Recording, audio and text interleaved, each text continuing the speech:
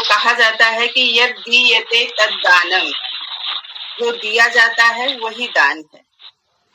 लेकिन देने के अर्थ में तो हम बहुत सारी चीजें, कपड़ा, वस्त्र, धन, सहायता, बहुत कुछ देते रहते हैं। प्रतिदिन की दिनचर्या में भी देने का कार्य चलता रहता है,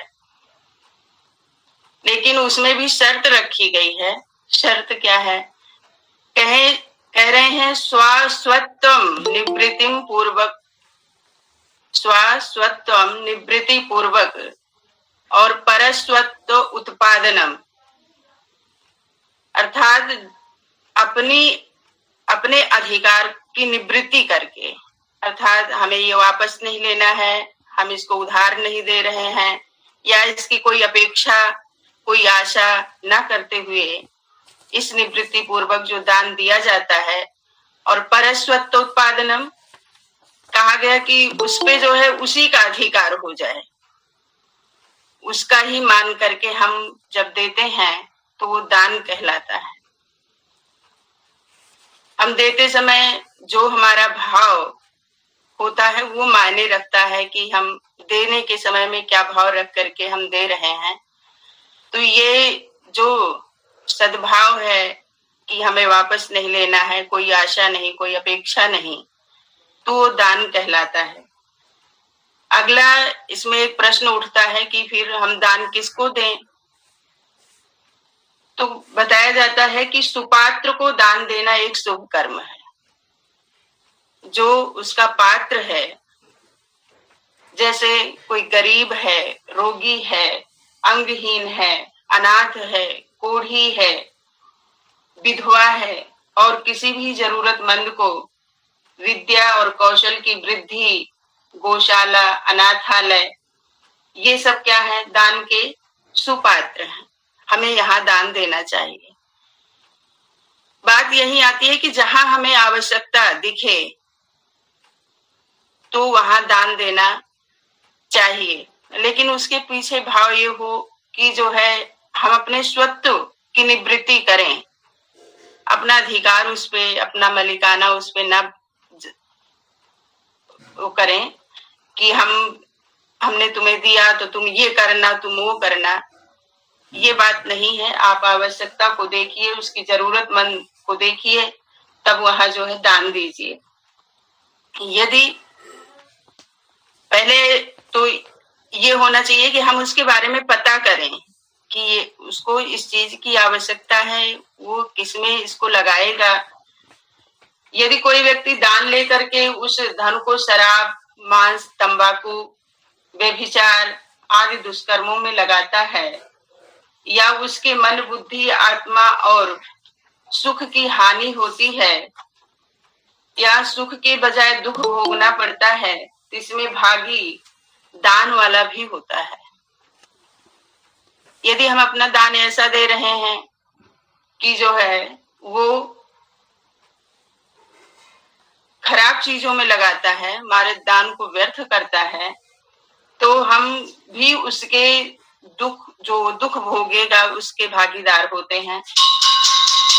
जैसे पत्थर की नाव में बैठने वाला और नाव दोनों ही डूबते हैं। यदि हम पत्थर की नाव में बैठेंगे तो वो नाव तो डूबने वाली है, और हम भी, नाव और दोनों बैठने वाला दोनों डूब जाता है।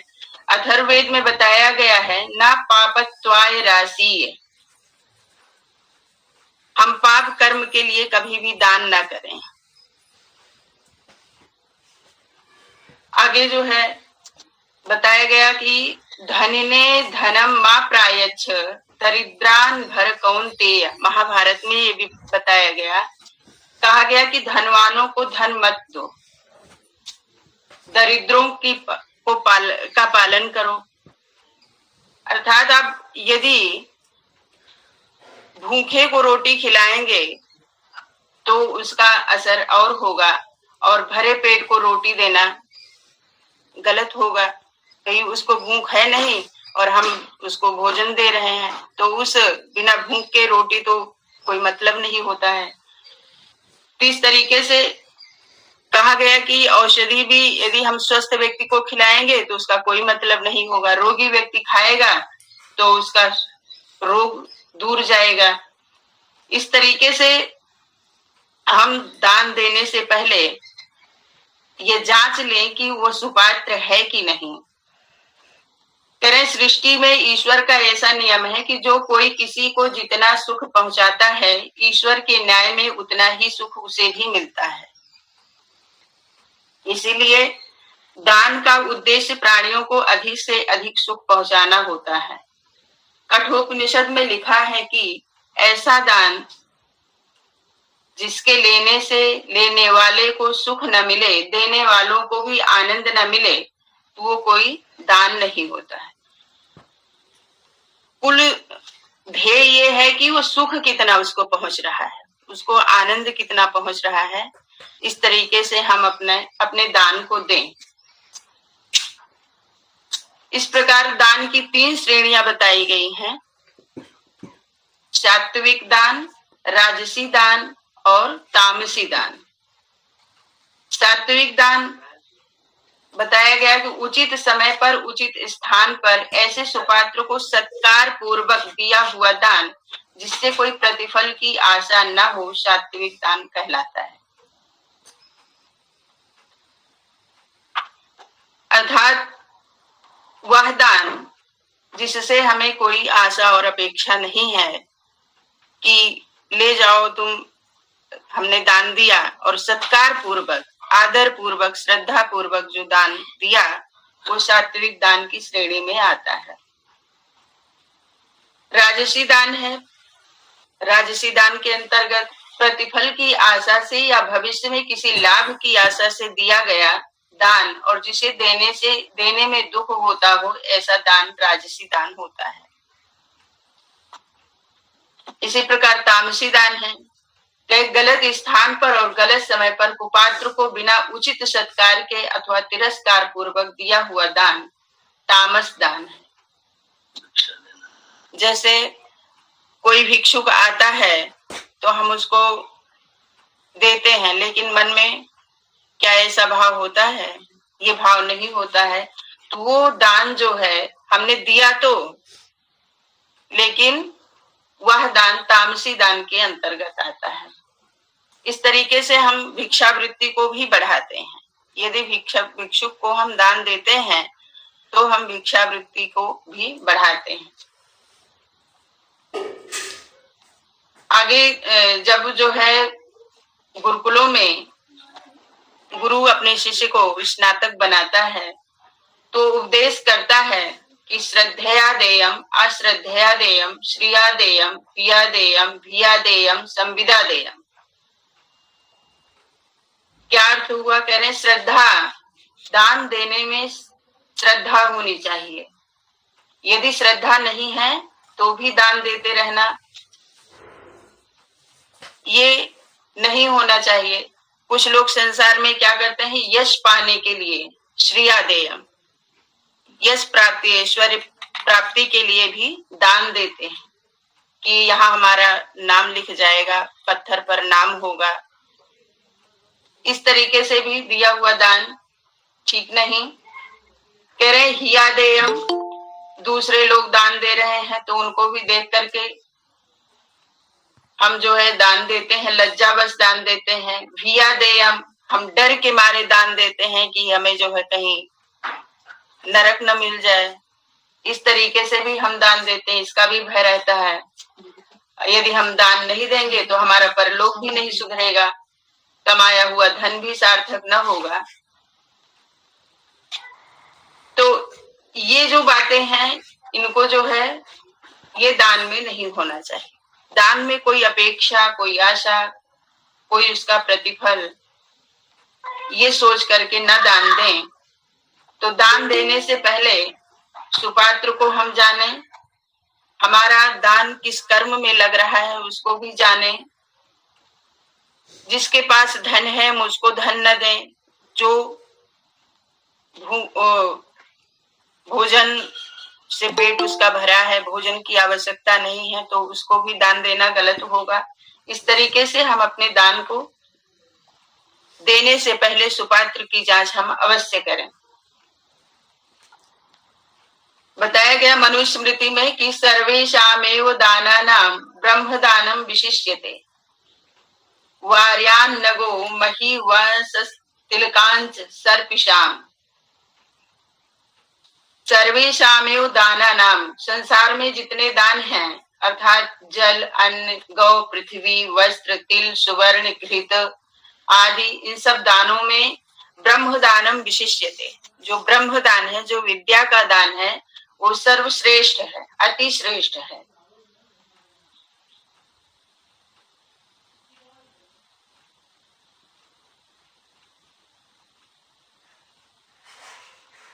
ये भी महर्षि दयानंद जी लिखते हैं कि यदि ब्राह्मण विद्यार्थियों को पढ़ा करके दक्षिणा लेता है, यज्ञ करवाता है और दक्षिणा लेता है, इस प्रकार अपनी आजीविका का निर्वहन करता है, आजीविका के लिए ये कार्य करता है, तो ये उत्तम कार्य है।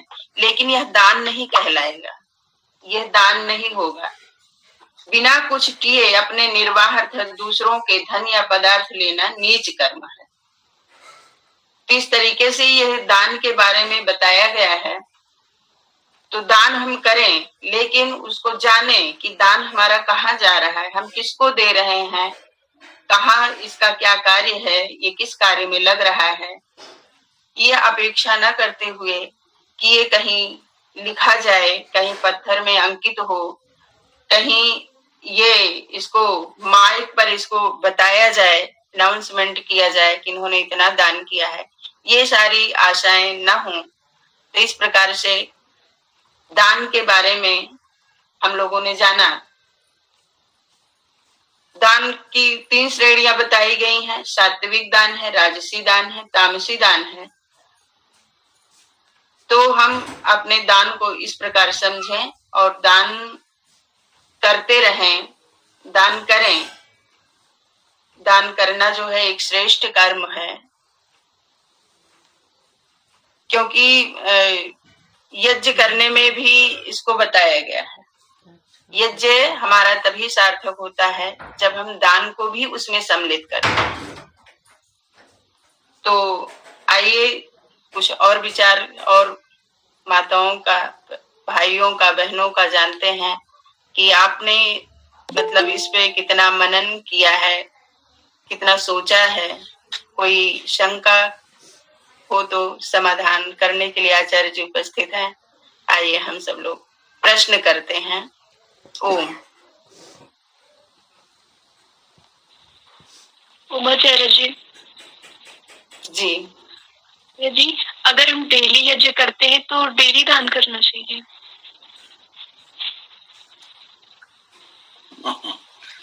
दान नित्य ये दान यज्ञ जो है ना, यज्ञ 3 कर्मों का नाम है।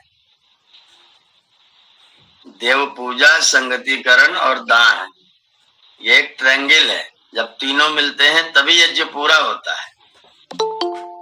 देवों की पूजा करते हैं, उनके साथ अपनी संगति करते हैं, उनके लिए अपना समर्पण करते हैं। ये हमारे तीनों मिलकर के ही हमारा यज्ञ पूरा होता है। तो दान यज्ञ का 1/3 भाग है।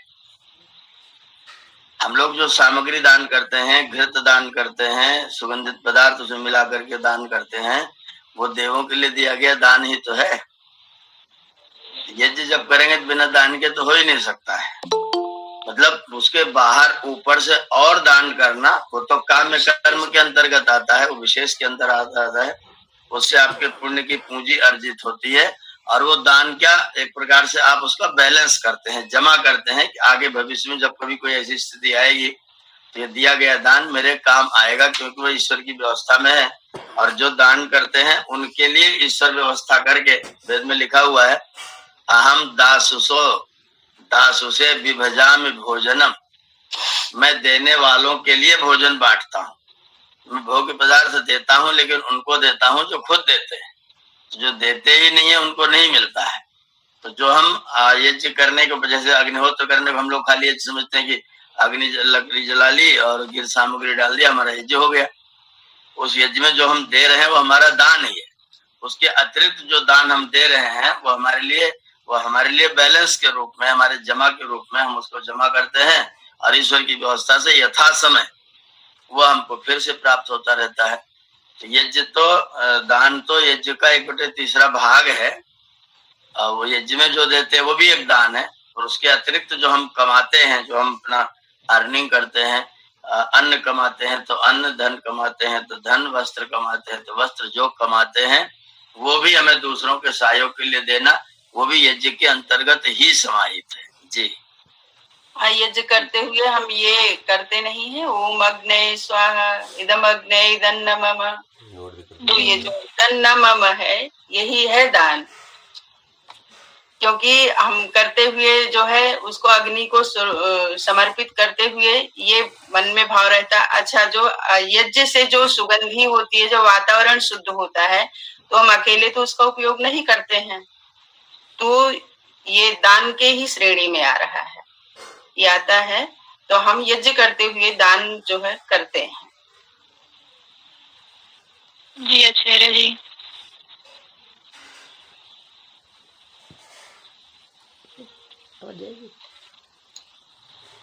ओम ओम माता जी। ओम कन्यादान दिया जाता है माता जी। कन्यादान में जो लोग कन्यादान करते हैं उसमें विशेष करके क्या दान करना चाहिए, क्या दान देना चाहिए लड़की को? कन्या के लिए दान करते हैं ना, ऐसे ही अर्थ समझिएगा, कन्या का दान नहीं। कन्या के लिए दान देते हैं आचार्य जी।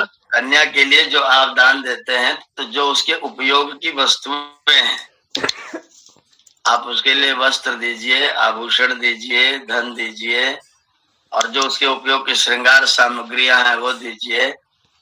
जो उनके उपयोग की वस्तु है वो उनको कन्यादान में दिया जाना चाहिए। पात्र हैं अच्छे। आचार्य जी, जो आंगन में जो लोग कन्यादान करते हैं उस समय वर को भी तो कुछ देते हैं, वर और कन्या दोनों को देते हैं। कन्या और वर को आप अलग अलग क्यों बांट रही हैं? इनको बांटिए मत, दोनों जो आप देते हैं वो दोनों के लिए ही होता है। उसको कन्या, आपने कन्या के निमित्त से दिया है, अब वो जो वर मान लो व्यय करेंगे तो कन्या के निमित्त से व्यय करेंगे, तो वो दोनों के लिए ही होता है, उसमें अलग अलग किसी एक के लिए नहीं होता है वो। जी आचार्य जी। कन्या के निमित्त से दान दिया जाता है। अब वो दोनों अपने मिल बांट करके, अभी तो सप्तपदी हम लोग विवाह में कराते हैं कि धन के मामले में दोनों बराबर बराबर रहना।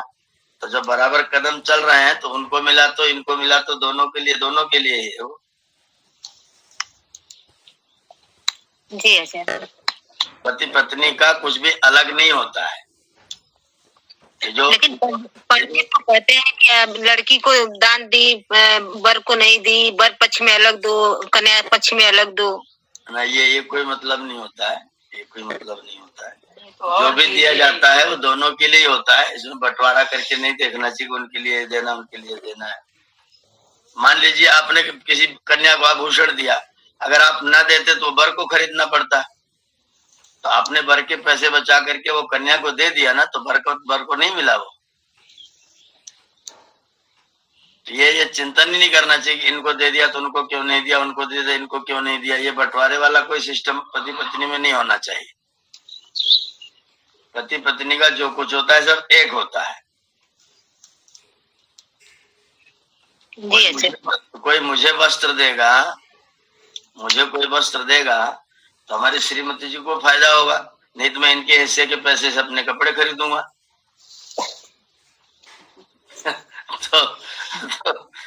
तो मुझे देगा या इनको देगा, उनको आधा आधा नहीं, दोनों का ऐसा वो है संबंध, इस तरह का है कि उसमें कुछ बंटवारे वाला मामला नहीं बन सकता है, वो दोनों का ही होता है। जी आचार्य। ओम आचार्य जी। आचार्य जी जैसे कह रहे हैं कि एक तो मांगने पर दिया जाता है और एक अपने से दिया जाता है, दोनों में अंतर क्या क्या? दोनों दान कहा जाएगा? दान है, जो मांगने पर दिया गया वो भी दान है, लेकिन वो तामस दान है जी, उसकी कोटि अलग हो जाएगी। वो तामसिक दान है, मांगने पर दिया गया। हो सकता है मेरा मूड ठीक है, उसने मांगा, मैंने उसे ठीक से दे दिया। मेरा मूड ठीक नहीं है या मेरे पास इस समय मेरी जेब में कुछ नहीं है, वो आकर के सामने से तगादा करने लग गया, तो फिर मैं अपना चित्त को खिन्न करके फिर उसको दे देता हूँ बाहर निपटाने जैसे के लिए। लेकिन वो तमोगुण की अवस्था होती है। सात्विकता से अपने आप स्वेच्छा पूर्वक किसी का सहयोग करना, किसी को दे देना, वही वास्तव वो सात्विक दान होता है। मांगने पर भी देना है, वो भी दान ही है, लेकिन वो तामस दान की कोटि में, अभी आपने सुना था इसको, तामस दान है जी। आचार्य जी, जैसे अब ये गांव में ये हो गया है, जैसे अभी बेटा बेटी किसी घर हुए हैं तो जो किन्नर लोग आते हैं तो ये लोग तो बहुत जिद कर लेते हैं, जिसके पास नहीं है उसको भी मतलब क्या कि नहीं देंगे तो ये हो जाएगा, वो जब दुनिया भर के बोलने लगती है तो लोग डर के मारे देने लगते हैं, वो क्या है? अगर मेरे नियम को माना जाए, मेरे बस को माना जाए, तो ये तो एकदम घोर अनाचार है इन लोगों का, इस तरह से व्यवहार करना। इनको दिया जाना भी भयंकर तामस दान है, इनको देना ही नहीं चाहिए। ये तो बहुत व्यर्थ का दान है, ये दान है ही नहीं है, ये तो बिना मतलब का काम है। इन लोगों को परमात्मा ने शरीर प्रदान किया है, केवल एक इंद्रिय से हीन किया है, और वो उनकी लंपटता के कारण से। वो उन्होंने पूर्व जन्म में जो लंपटता किया है, इंद्रियों का दुरुपयोग किया है, वो गलत सीधे संबंध रखे, उसके परिणाम स्वरूप उनको ये दंड प्राप्त हुआ है। और उस दंड को प्राप्त करने के बाद वो मांग करके खाएंगे, ये विधान कहाँ से आ गया? जी, मेहनत करके वो इधर उधर उनको केवल एक ही इंद्रिय तो हीन है, बाकी तो सारा शरीर सबल है, खूब पुष्ट तगड़े लंबे तगड़े हैं जी। तो वो करके क्यों न खाएं? वो बेईमानी करके मांग के क्यों खाएंगे? अगर राज व्यवस्था मेरे हाथ में हो तो इनका सबका टोटल मांगना एकदम 100% बंद। तुम बिल्कुल नहीं मांगोगे, काम करोगे नहीं तो सीधा जाकर के कारागार में तुम्हारा काम करवाके तब भोजन दिया जाएगा। ये टोटल मक्कारी है, केवल बदमाशी है, कुछ नहीं है। जी, अच्छा। मक्कारी है जनों का दान के जबरदस्ती जो है मांगते हैं कि नहीं दो, नहीं तो फिर तमाम प्रकार। लेकिन माता जी लोग कहते हैं कि वो सब ब्रह्मचारी हैं, उन लोगों का श्राप पड़ जाता है, कुछ कहते हैं लग जाता है। बहन जी, रीता जी, जी आचार्य जी, इनके साथ में मेरा इतना भयंकर अनुभव है जिसको मैं यहाँ ग्रुप में बांट नहीं सकता हूँ। ये इनके अंदर कामुकता इतनी विकट, इतनी भयानक होती, ब्रह्मचर्य के नाम पर तो इनके पास कुछ होता ही नहीं। भयंकर कामुक होते हैं। ये पूर्व जन्म का जो आप तो जानते हैं, वासना जो होती है उसके कारण से व्यक्ति को जन्म मिलता है। वो वासना इनकी जो पिछले जन्म में इन्होंने किया था, लंपटता, इंद्रिय जन्य लंपटता जो की थी, उसका परिणाम ये हिजड़े बन करके भुगतते हैं। तो ये ब्रह्मचारी होंगे क्या? ब्रह्मचारी भावना से होता है, शरीर से नहीं होता है। ब्रह्मचर्य को इतना छोटा न समझे कोई, जो किसी का इंद्रिय कोई कार्य नहीं कर रहा तो ब्रह्मचारी हो गया। मैं अपनी आंख फोड़ लूं तो ब्रह्मचारी हो गया हूँ क्या? मैं मन से पाप करता रहता हूँ। ये ब्रह्मचारी कुछ नहीं होते हैं, बहुत भयंकर लंपट होते हैं, अति लंपट होते हैं। मेरा इनके साथ बहुत ही खराब अनुभव है।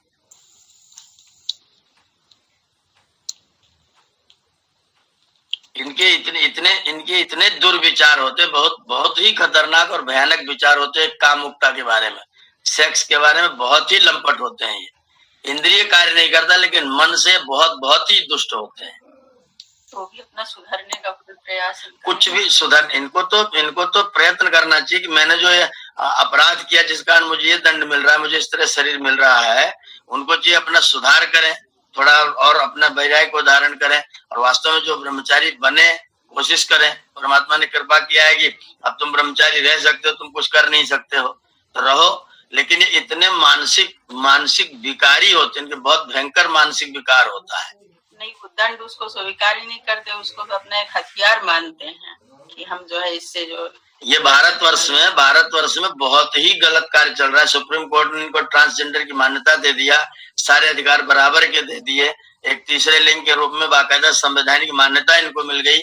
इन मक्कारों को मांग के खाने के लिए वो तो क्या अपना आते हैं, ताली बजाए, नाचे गाए, अपना मांगे और खाए, उसके बाद दुर्व्यसनी, सब तरह का दुराचार इनके अंदर होता है। इनको दिया गया दान तो इनको दान है ही नहीं, हो तो अपराध वृत्ति, मैं तो उसको बहुत ही खराब मानता हूँ।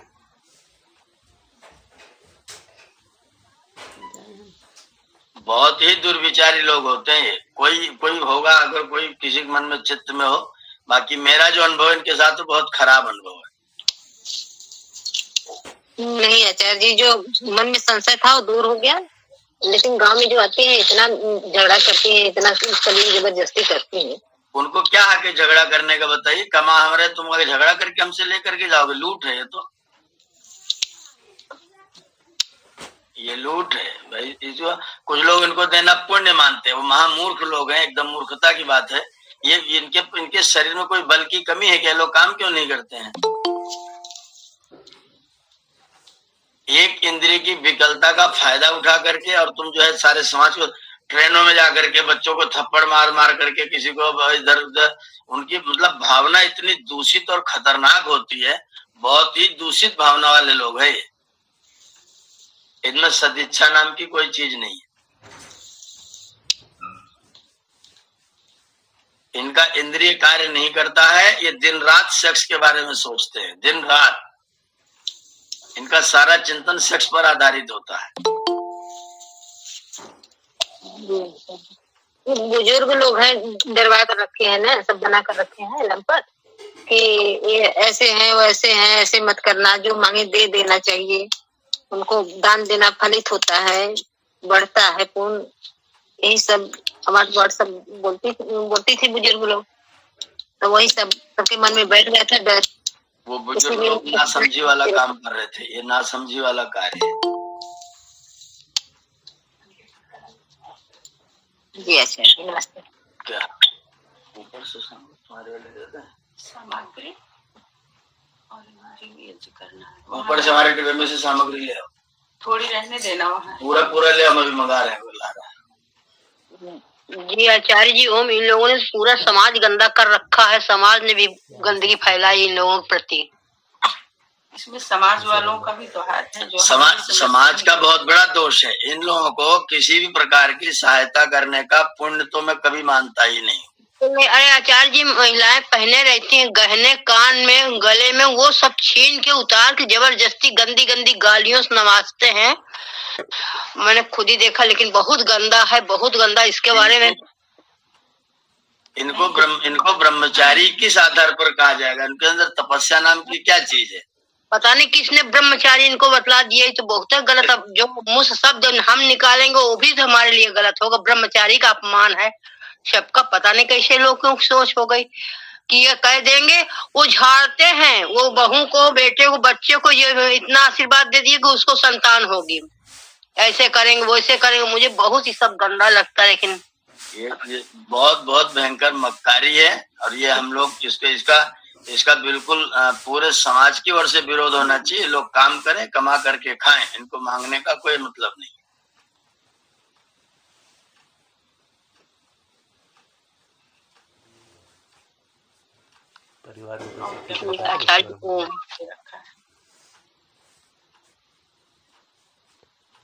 पूरा शरीर दे रखा, केवल एक इंद्रिय काम नहीं कर रहा। एक इंद्रिय तो किसी का भी काम नहीं कर, अंधा है व्यक्ति, मान लीजिए इसकी आंख नहीं है, किसी का कान नहीं है, किसी का और कोई इंद्रिय है, किसी का हाथ नहीं, किसी का पैर नहीं है, इसका मतलब तुम मांग के खाओगे? इसका मतलब तुम जबरदस्ती छीन करके, झगड़ा करके, गाली गलौज करके तुम खाओगे?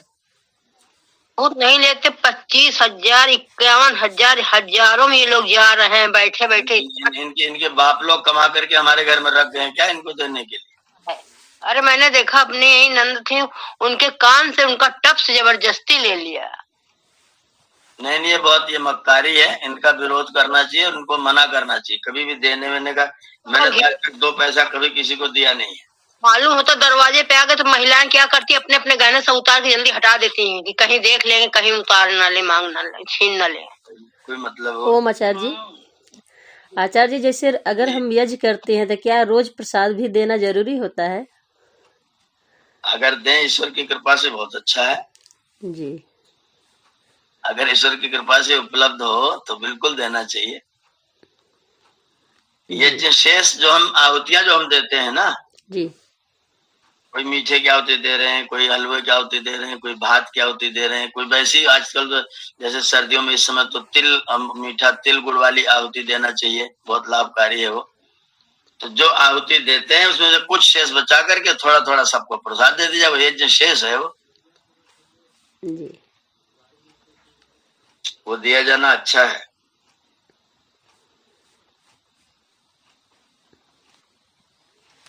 विषय बदल दिए, हम जा रहे हैं, हमको नीचे काम है।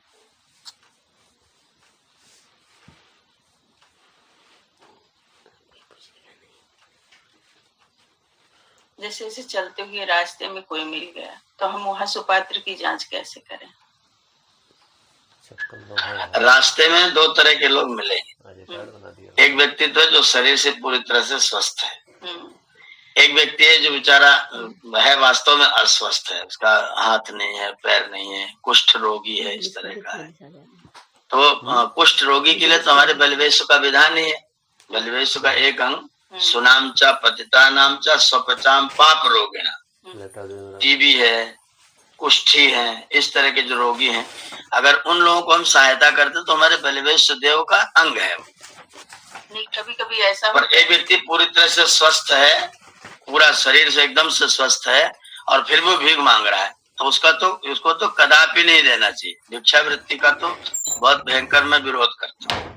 नहीं, कभी कभी वो लोग बनाए रहते हैं अंधेपन का, वो करेंगे नाटक लेकिन अंधे नहीं।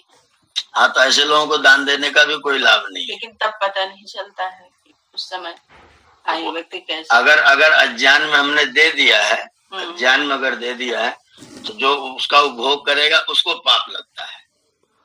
अगर हम जानते हैं कि एक ऐसा व्यक्ति है, जैसे मैं प्रायः अगर कोई व्यक्ति मेरे पास आता है कोई चीज मांगने के लिए, जैसे कोई भिक्षा इत्यादि रास्ते इत्यादि में, तो मैं उससे कहता हूँ तुमको क्या चाहिए? मेरे पास अगर भोज्य सामग्री रखी तो मैं दे देता हूँ। हमने कहा तुमको क्या चाहिए? वो कहता पैसा दीजिए। हमने कहा तुमको करना क्या है बताओ? खाना चाहिए तो यहाँ से लो। लखनऊ स्टेशन पर उतरे, एक बार मेरे पास पैसा मांगने लगा। मैंने कहा तुझे क्या करेगा? बोले भोजन करूंगा। मैंने कहा इधर आ। मैंने उसे छोला चावल 40 रुपए का वहां से खरीद दिया। मैंने कहा ये लो और खाओ आराम से। उसने उसको फेंक दिया, बोला ये नहीं चाहिए, पैसा तो दो। फिर मैंने उसको खींच के रपटा मारा जोर से उसके कान पर। मैंने कहा तुझे मैंने भोजन दिया, तूने उस अन्न का अपमान किया, तू मांगने का पात्र कैसे हो गया? नहीं, इनका गैंग है ना ये। उनको पैसा चाहिए तो ऐसे लोगों को चेक कर लीजिए। जो कोई आयत मांगने के लिए, हाँ भाई किस लिए चाहिए?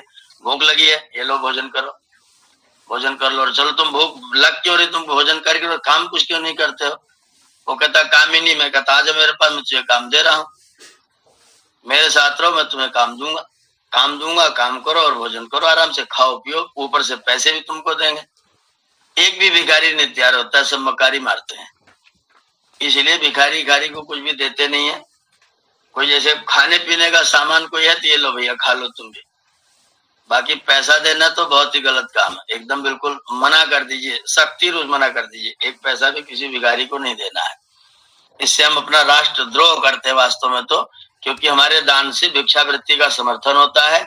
और ऐसे कुछ और लोग जिनको मेहनत न करने की इच्छा हो, वे सब लोग उनको देख करके भिखारी बनते, क्योंकि मिल तो जाता ही है।